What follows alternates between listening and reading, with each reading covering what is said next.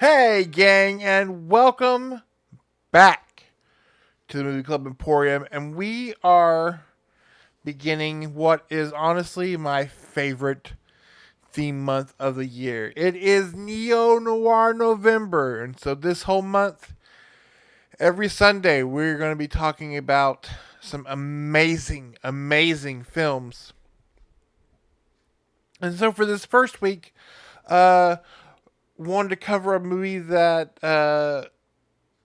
recently got a big time physical media release, but also as a kind of a send off to an actor who we sadly lost at the beginning of this year, um, who is in a lot of movies that could be covered, Mr. Gene Hackman. And so I wanted to start with one probably a little more well known and a little less overtly action. Some, French Connection would kind of be what everybody's go to. But instead, we are talking about 1974's The Conversation. Written and directed by Francis Ford Coppola. Came out the same year as The Godfather Part 2, so he had a pretty good time in 1974. I will tell you right now, this cast is stacked.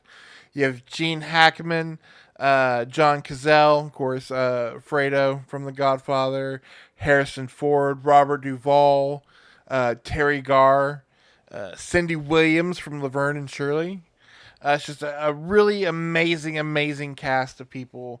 And this is a movie that I had not seen before. It's one that had kind of slipped by me. Because you think classic Hackman, for me, growing up, it was Superman. Later on, discovering movies like Hoosiers, um, The French Connection, of course, Prime Cuts, which is like the manliest of manly man movies. And of course, Royal Tenenbaums. That was a huge movie for us in like high school. I love that movie. Um, well, this was a first watch for me, and this is really kind of fun because the very first year that we did Neo-Noir November, one of the movies covered was Brian De Palma's Blowout. And I feel like this movie definitely could be a fun double feature with that film. But we have Gene Hackman who plays Harry Call, who is a gentleman who is like a sound capturing surveillance savant, and he is hired to capture this conversation between a man and a woman in a busy like plaza. Uh, he's hired by a gentleman to record their conversation. And he does so, and due to his own peculiarities and his own kind of paranoia, the more he digs into what's going on and what could be happening, the kind of the further he descends into this world of, again, amped up paranoia and mystery, uh, and just you're waiting for something terrible to happen. It is quite an amazing film. I had not seen it before.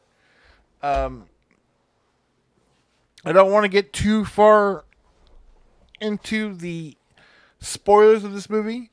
Um, that's the fun thing also about Neo Noir November is that we're covering really great films, and so I don't want to take away the opportunity for you to check out these amazing pieces of work on their own. And this is an amazing film. It has an ending. Number one, the climax is built to this crescendo in a hotel room, to where you don't really know if he has fully just like lost his mind, if it's everything he's feared is even real. Um, and then it becomes this ending which is so sorrowful and downer. And I say that with all the love of it because I love kind of that 70s nihilism in film. It's really fun to see.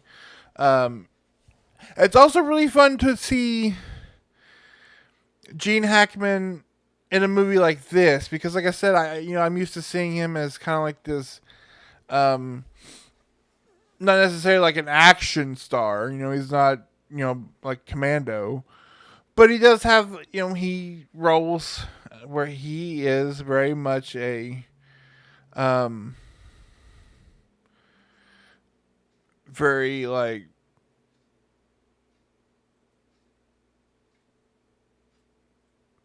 70s masculine, something, and not even just the 70s, but like he is kind of this man's man. Like whether it's his bravado as Lex Luthor, his turn as in Mississippi Burning, um, and in this movie, Harry McCall he's kind of a deeply paranoid and somewhat timid of a character, which is really interesting for Gene Hackman for me to see because he didn't see that very often. You know, again, you think of him and Lee Marvin going at each other in prime cuts was just like two bottle rockets of testosterone fighting, and in this he is a very quiet, paranoid, kind of sorrowful loner of a man who just wants to play saxophone. Um, yeah, and again, it just kind of this you realize very quickly that if he allows himself to kind of, for the first time, become emotionally invested in what he's recorded, you spend a lot of the movie not knowing if if being caught in the middle of that's going to be fatal. Again, not going to go into the twist or anything like that. This movie should absolutely be viewed. I got it. I bought it on Amazon Prime. I think you can rent it as well. Like I said, there was a beautiful 4K steelbook that came out, um, but it's one of those ones that's just like I think it's like that Disney has put out, and so they're charging like stupid amounts of for these their steelbooks. But yeah, it is a movie that is definitely number one. It's a great piece of 70s kind of high tension thrillers. Uh, an amazingly jaunty jazz soundtrack. Some incredible performances, and it's 70s Coppola.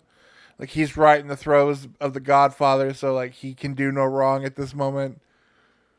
Um, it's shot incredibly real, but also very beautifully. And it's just a great piece of 70s filmmaking. So I highly recommend checking out The Conversation. So next week, we are going to do our annual, the way these are kind of laid out, the Neo-Noir Novembers, we're slowly working our way through Brian De Palma's filmography. So there will be a Brian De Palma movie here later on in the month.